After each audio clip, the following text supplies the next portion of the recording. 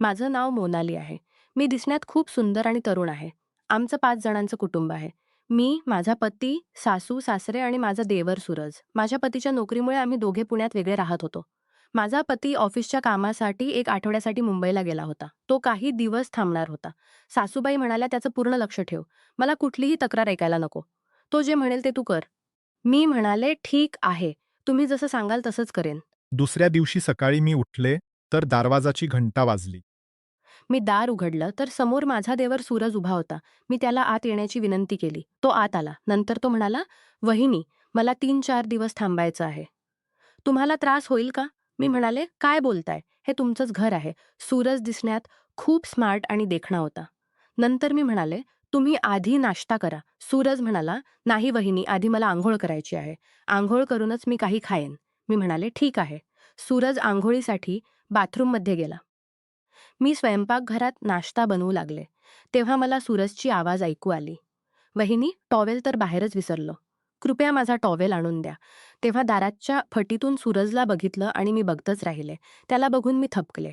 थोडेसे संकोचत मी आवाज दिला. त्याने टॉवेल घेतला. नंतर मी जलद पावलांनी स्वयंपाकघरात आले आणि कामाला लागले. अचानक सूरज माझ्या मागून आला आणि म्हणाला, "वहिनी." मी एकदम त्याच्याकडे वळले. तो मला बघत राहिला आणि म्हणाला, "वहिनी, मी चहा पीत नाही. मला दूध प्यायचं आहे." "आज दूध पिऊ का?" मी म्हणाले. "हो, का नाही?" तो म्हणाला, "वहिनी, मला थंड दूध आवडतं." तो माझ्याकडे हसत बघत राहिला. मीही हसले. नाश्ता झाल्यानंतर सूरज आपल्या कामासाठी बाहेर गेला. मीही घराच्या कामात गुंतले. पण काम करताना माझं लक्ष सूरजकडे जात होतं. कारण मलाही अनेक दिवस झाले होते. माझा पती 1 आठवड्यासाठी बाहेर गेला होता. त्यामुळे माझंही परत आला मी जेवण बनवलं. आम्ही दोघांनी जेवण केलं. रात्री अर्ध्या रात्री मला खूप तहान लागली. मी स्वयंपाकघरात गेले आणि पाणी प्यायले. पाणी पिऊन मी माझ्या खोलीत परत जात होते, तेव्हा मी बघितलं की सूरजच्या खोलीत अजूनही दिवा जळत होता. मी विचार केला, रात्रीच्या या वेळी त्याच्या खोलीत दिवा का जळत आहे? चला, त्याच्या खोलीत जाऊन बघतीला. तो झटकन आपल्या फोनचा आवाज कमी करून उभा राहिला आणि बिछाण्यावर बसला. तो म्हणाला, "अरे वहिनी, तुम्ही इथे?" मी म्हणाले, "हो." "तुमच्या खोलीचा दिवा अजून का जळत आहे? आणि तुम्ही अजून झोपला नाहीत." तो म्हणाला, "वहिनी, मला झोप येत नव्हती." म्हणून मी मोबाईलवर चित्रपट बघत होतो. "पण वहिनी, तुम्ही अर्ध्या रात्री काय करत आहात? आणि तुम्ही अजून झोपला नाही?" मी म्हणाले, "मलाही तुमच्यासारखी झोप येत नव्हती. मी स्वयंपाकघरात पाणी प्यायला गेले होते. तेव्हा मी बघितलं की तुमच्या खोलीचा दिवा अजून जळत आहे. मी विचार केला, जाऊन विचारते की तुम्हाला कशाची गरज आहे का, म्हणून इथे आले." तो म्हणाला, "वहिनी, ना तुम्हाला झोप येत आहे ना मला. तर चला एकत्र चित्रपट बघूया." नंतर तो म्हणाला, "इकडे या, बसा. मला अजिबात झोप येत नाही." मी सूरजच्या जवळ बसले. त्याने घाईघाईने फोन बंद केला नव्हता आणि चित्रपट त्याच्या फोनवर सुरू होता.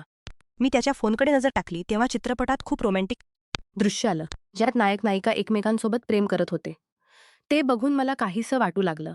मी लगेच फोनवरून नजर काढली. थोड्या वेळाने मी पुन्हा चोरून त्याच्या फोनमध्ये चित्रपट बघू लागले. सूरजला कळून चुकलं होतं, त्याच्या फोनमध्ये चित्रपट बघत आहे.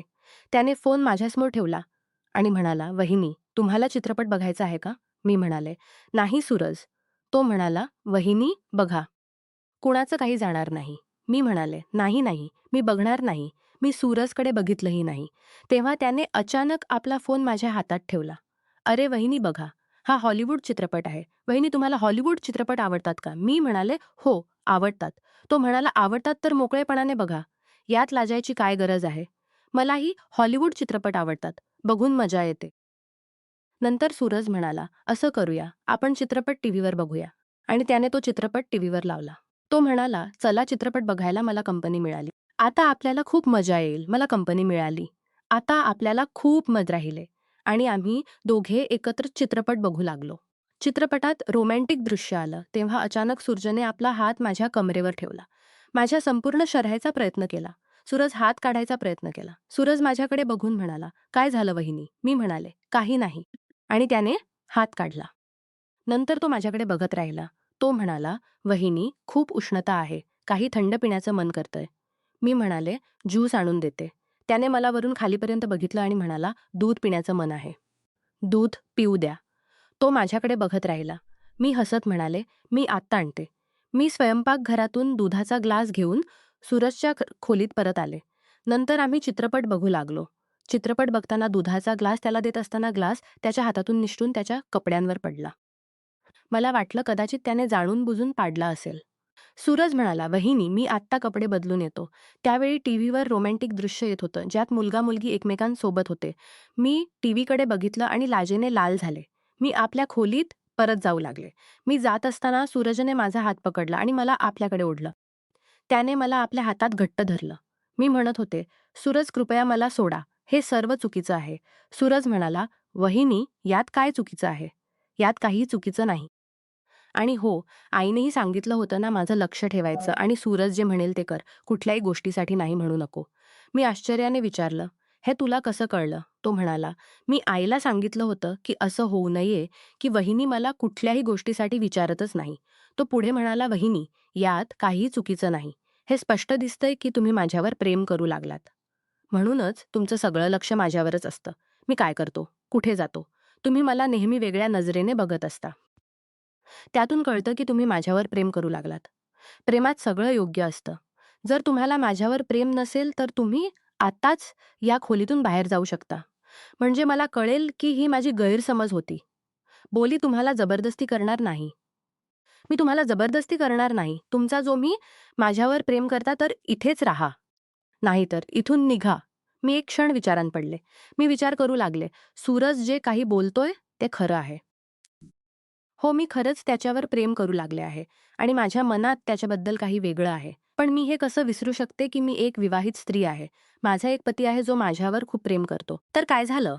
तो काही दिवसांसाठी दूर आहे. मला या कमकुवत क्षणात कमकुवत पडायचं का? माझं हृदय आणि मन दोन्ही विचार करू शकत नव्हते. शेवटी मी हार मानली.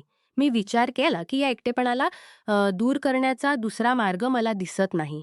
सूरज माझ्यासमोर उभा आहे आणि माझ्या निर्णयाची बेचैनपणे वाट पाहत आहे. मी आपल्या हृदयाच्या हातात मजबूर झाले होते. म्हणून मी हसत सूरजला मिठी मारली. त्याने मला आपल्या हातात हरवून गेलो. नंतर काहीच कळलं नाही. आम्ही चित्रपट बघत बघत गेलो. सूरजने जसं मला स्वर्गाची सैर करून दिली. मीही खूप आनंदी होते आणि सूरजच्या डोळ्यांतही मला तोच आनंद दिसत होता. दुसऱ्या दिवशी रात्री सूरज माझ्याकडे आला आणि म्हणाला, वहिनी, आज पुन्हा एक रोमॅन्टिक हॉलिवूड चित्रपट आणला आहे. लवकर या खोलीत. मला वाट पाहवत नाही. मी हसत, तुम्ही चला, मी येते. नंतर आम्ही दोघांनी हॉलिवूड चित्रपट बघून आनंद घेतला. असेच चालत राहिलं. जोपर्यंत सूरज होता तोपर्यंत दररोज रात्री आम्ही चित्रपट बघत आणि आनंद घेत असू. सूरज 3-4 दिवसांनंतर आपल्या गावी परत गेला. मी पुन्हा एकटी राहिले. पण आता मला खूप पश्चात्ताप होत होता.